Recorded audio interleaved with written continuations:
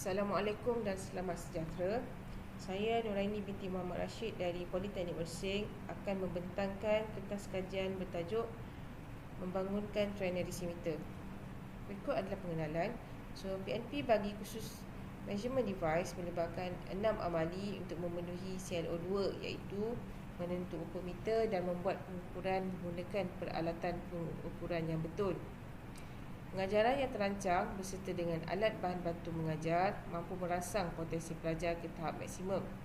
Ini kerana pelajar mempunyai psikologi dan kebolehan intelek yang berbeza-beza. Selain daripada itu, proses PNP yang melibatkan teori dan praktikal, terutamanya bidang teknikal, dapat dihubungkaitkan dengan lebih jelas dan konsepnya lebih mudah difahami dengan penggunaan APBM yang bersesuaian. Untuk amali bagi khusus ini terdapat 6 amali, yang mana kebanyakan amalinya melibatkan pengukuran arus, voltan dan kerintangan. Semasa pengukuran arus, ammeter perlu disambung secara siri dengan beban, manakala pengukuran voltmeter perlu disambung secara selari dengan beban. Pengukuran arus dan rintangan ini tidak boleh dilakukan secara serentak kerana pengukuran arus mesti dilakukan semasa ada bekalan kuasa, manakala pengukuran kerintangan dilakukan tanpa bekalan kuasa. Pelajar mengalami kesukaran semasa membuat pengukuran arus dan rintangan kerana kedudukan probe dan julat skala multimeter perlu diubah setiap kali pengukuran dibuat. Oleh kerana pelajar hanya dibekalkan dengan hanya satu multimeter sahaja sepanjang amali, didapati sebilangan pelajar melakukan kesilapan semasa membuat pengukuran arus dan kerintangan. Objektif bagi kajian ini adalah untuk membangunkan trainer desimeter dan juga menguji tahap penerimaan trainer desimeter di kalangan pelajar semester 1 yang mengambil khusus DEE 10013. Berikut adalah sorotan kajian. Ramli, Ahmed dan Cik Ishak berpendapat pelajar lebih bermotivasi dan berminat untuk membuat amali dengan penggunaan trainer.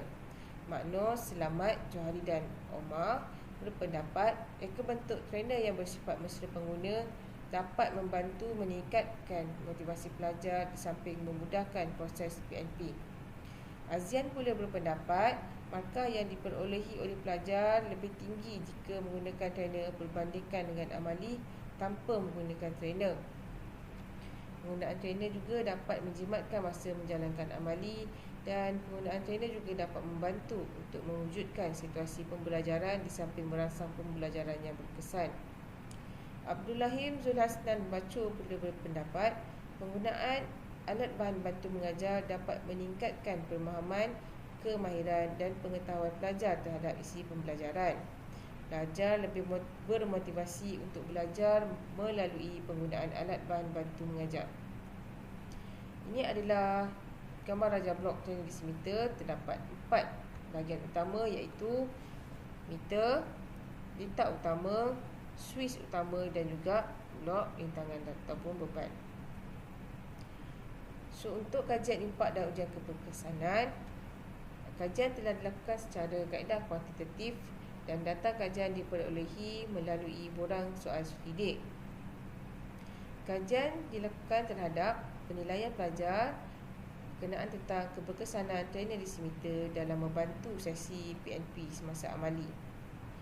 Populasi bagi kajian ini adalah 244 orang pelajar semester 1 JKE PMJ dan sampel kita ambil hanya 32 orang, yang mana sampel ini telah dipilih secara persampelan kesenangan. Untuk instrumen kajian, borang soal selidik dibagi kepada 2 bahagian. Yang pertama, demografi responden, dan bahagian yang kedua, penilaian terhadap trainer desimeter. Dan hasil daripada kajian yang telah dijalankan, alfa kerombak bagi borang soal selidik adalah 0.661, dan untuk bahagian A dapati bahawa 87.5% daripada responden adalah lelaki, manakala bakinya adalah perempuan.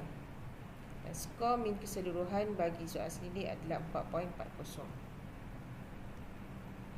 Ini adalah hasil daripada kajian yang telah dijalankan. Dapati skor min paling rendah adalah 4.22. Dan ini menunjukkan bahawa pelajar memberi pendayaan tinggi terhadap sarana desimeter. Kesimpulan daripada hasil kajian ini, yang pertama,